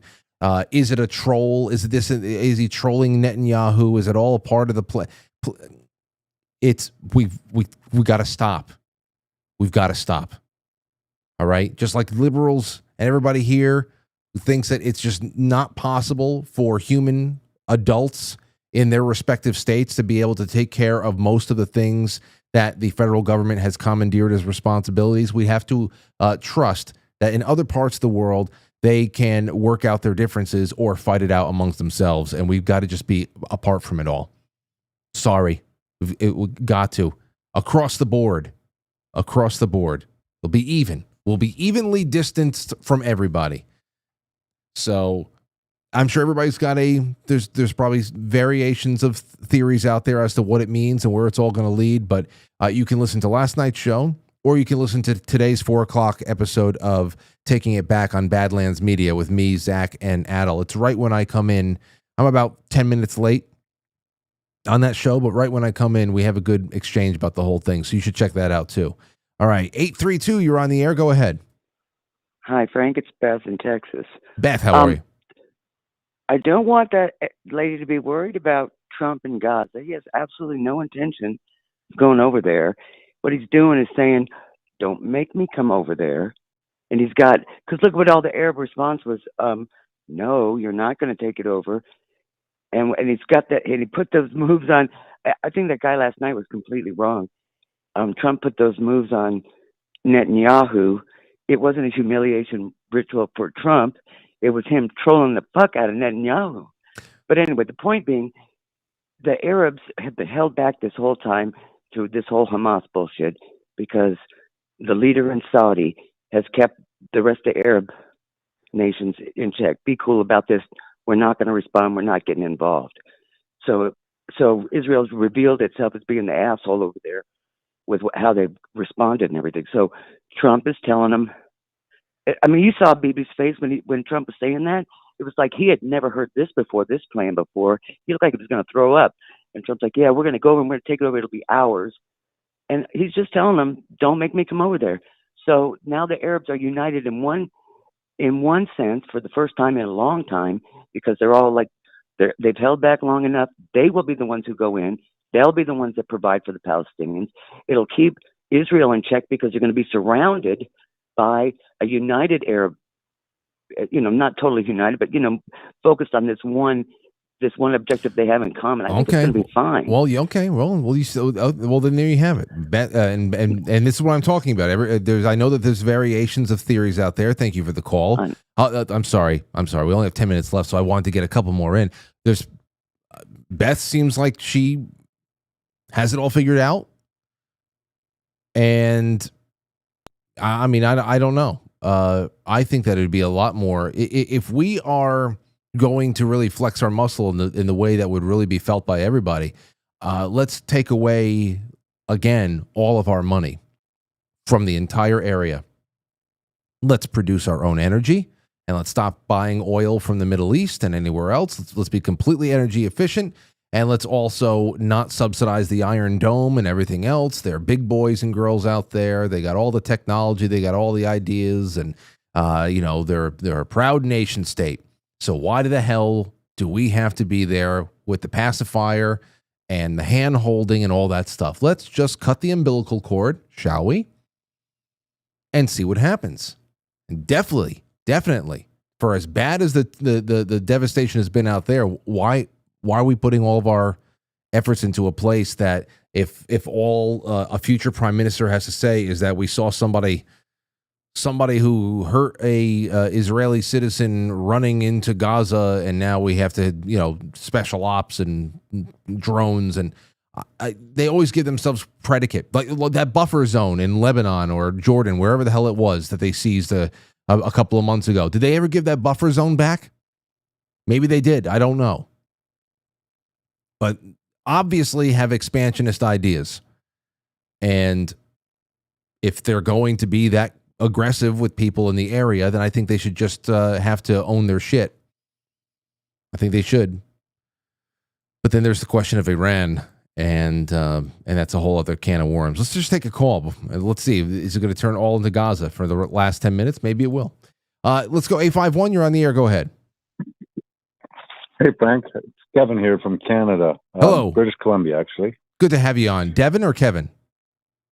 Kevin. With a K, yeah, you bet. Good to have. I've been listening to you for a couple of years now, and this is the first time I've called in, but this is a subject that's been on my mind for many years. because I was born in 61. So I remember, I think it was about the early 90s, they started spraying.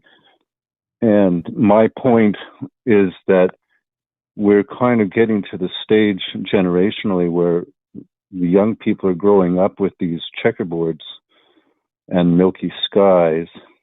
And when you grow up with something, it becomes normal. And I think there's still a lot of us who, you know, remember blue skies and no checkerboards, and when the contrails would just dissipate after the plane. And that's all I wanted to say. That's kind of the scary bit for me. Yeah, you know, I guess I have to start paying more attention, because I remember being able to just very clearly see and take note of, okay, well, there is a trail being left behind that plane, and look, oh my God, the plane is barely a few miles away from it, and it's already dissipated into nothing. And then of course there is a 100-mile long streak of rolling fluffy cloud behind it that starts spreading out, and then of course there's just a haze for what seems to be a day and a half afterwards. So, but you know, then I start talking. Of course, we have guests on like Jim Lee, and I start learning about altitudes and atmospheric conditions that actually lead to this stuff. And I start wondering, well, hey, from naked eye, I don't know what is flying at which altitude. I'm certainly not checking any atmospheric conditions, and you know, it's air traffic. It's traffic. It's thrown off a lot more than a car does, and we know what cars do to kind of, you know, muck up a city or an urban area with the smog and it. So it makes me start wondering. Now, there's also no. Okay, go ahead. Give me some more. Yeah, I was just going to say that when I was a kid growing up, for the first 20 years, like I say, till like you know, early 90s, it was 100% of the time dissipation after the plane. Like, you know, I used to watch as a kid, you know, and there was never an extended line that spread slowly, you know, and just kind of spread out like dust, right? Like never, not once. It was like, you know, postcard jet going through the sky with that little, you know, 5-foot tail on it. So did the atmosphere change in that, you know, that now that they don't dissipate? I don't know. Okay, so that's a great question. Then that's a great question that I'd like to explore further. And perhaps if we can go back, I mean, where would that be put on, or in any way, shape, or form recorded? Because I would like to see now anybody. And you're talking about around. You're giving me circa 1990.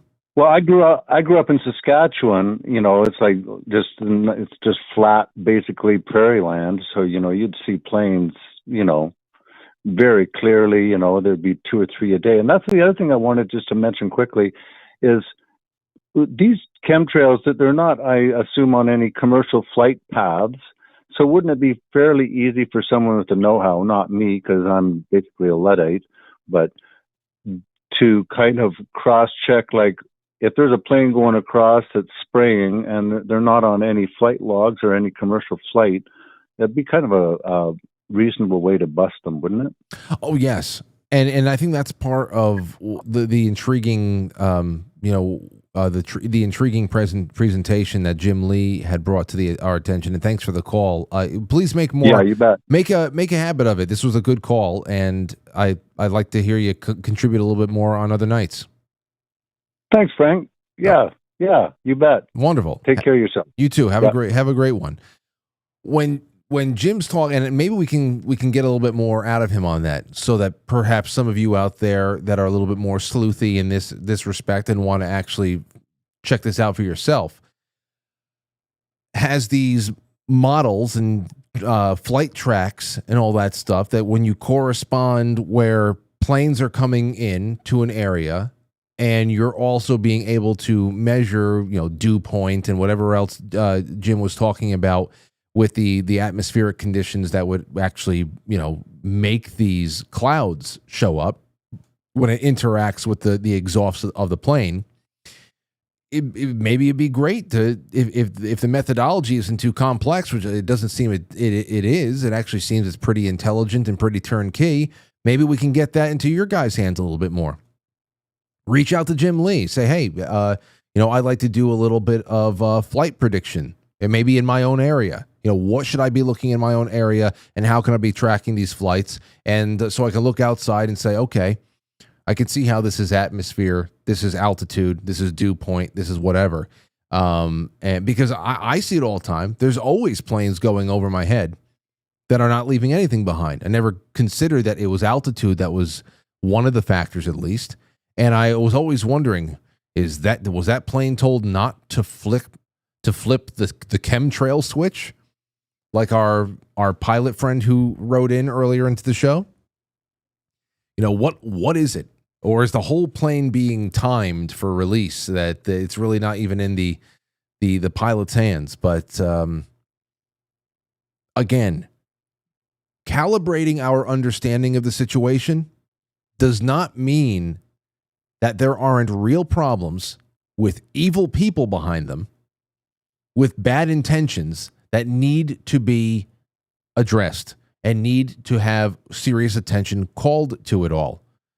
That's the whole thing here about being so needing to hold on to your favorite theory and not wanting to surrender any part of it or consider any part of it for recalibration. Like I said, the one person who called me a shill and stormed off and now is like a semi-troll who likes to harass me whenever JFK comes up. I'm a shill because I was shill for the driver did it lobby, as if somebody from the sewer lobby is out there. It gets in the way of at least societal progress. Even if we're not going to be able, even if we don't right now make a dent legislatively in something, it's good at least that we all practice being able to talk to each other and be on different footing. So I don't know. There's a lot of that. All right, it's 9:00, and I have some things for you in the after hours. Here's what we have right after the end credits. It's coming up right after the end credits. We have the fifth. That is right, the fifth episode of the Functional Human Podcast. That is episode 5. That's Jay Gulanello, Jay and Daryl. All right? Let me get out of the way here. The Functional Human Podcast, episode 5. Then Tucker Carlson interviews Prince Alawid bin Talal, talking about the Middle East. Linda Moulton Howe interviews remote viewer Lynn Buchanan on the future in 2050. Okay? And then Art Bell with Jeremy Meter. Nevada UFO crash. So there's that. What is that? Oh, nothing. Do I hear a buzzing in my ear? Hopefully not. That would be terrible. That would be terrible, wouldn't it? Anyway, this was another great night. Tomorrow, I think we're going to do a lot of open lines. In fact, going forward, we're probably going to have one big, call-in show a week, just so that we have a little bit more flexibility in the broadcast week. We can move things around if something breaks and all that stuff. So perhaps tomorrow with a little bit of a lazy Friday flair. I don't know if I'm going to have anybody. Jay Gulanello's not in town. Matt, I'll throw something his way, but I doubt. I don't know. Maybe we'll all be surprised. Wouldn't that be nice? And in the meantime, just to let everybody know again, go and check out the affiliates page on quitefrankly.tv. Monday night, February 17th, is the inaugural session of the Quite Frankly Film Club. And anyone who becomes a sponsor anywhere on the to sponsor us page on quitefrankly.tv, at any level, Lauren and I are going to make you a movie-themed welcome package to send home to you. Okay? Movie-themed. Slap bracelets, stickers, keychains, popcorn bag, a handwritten note, plus samples of Keto Brainz. And then on top of that, Keto Brainz has made all of our monthly sponsors, a special 20% code that you can use with every purchase, which they've never done this before. And I believe them because that's a crazy amount. I put that out there to you guys too. Also, if you're a current sponsor, a monthly sponsor, and you want to try Keto Brainz, please get in touch with me. either through Patreon, Subscribestar, or the email or anything like that, get in touch with me and just give me your address. I'm paying for it. I want people to try this. I love it. I want you to try it. This show is literally powered by Keto Brainz. So we'll talk more about that tomorrow. Thank you, guys. Have a wonderful night. Get over to quitefrankly.tv, and I'll be seeing you in that chat room very, very soon.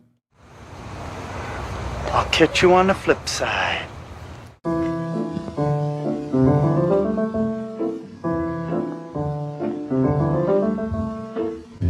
Quite Frankly is filmed before a live studio audience, and now our super chatters, starting with Moon Bunny, Jay Brits, and Stowstube from last night. Thank you over to Rumble Rants. There is Jay Semo. There's also Hey Would You Blow Me, who says, I'm taking a dump, but I'm leaving it behind. Well, there you go. Good for you. And Ryog, enjoying the show? I hope you enjoyed the whole damn thing. Safety Nets is just sending some alkaline energy to peace out some of the inflammation. Well, good. We all need that. All right, guys and gals, all the best. I'm releasing the Scratch It Unpilled, and I'll see you tomorrow at 7 o'clock. Nighty-night.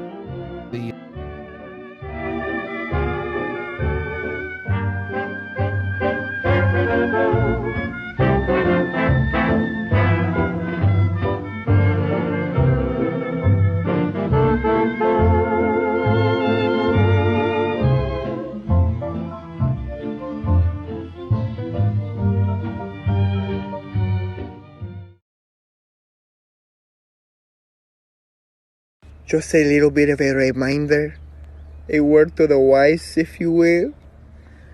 Do not worry about the worries from yesterday. Leave it in the past. Move forward with confidence, because there are so many new things to be experienced today. New joy to be had. So move forward, be strong, and have a great rest of your day.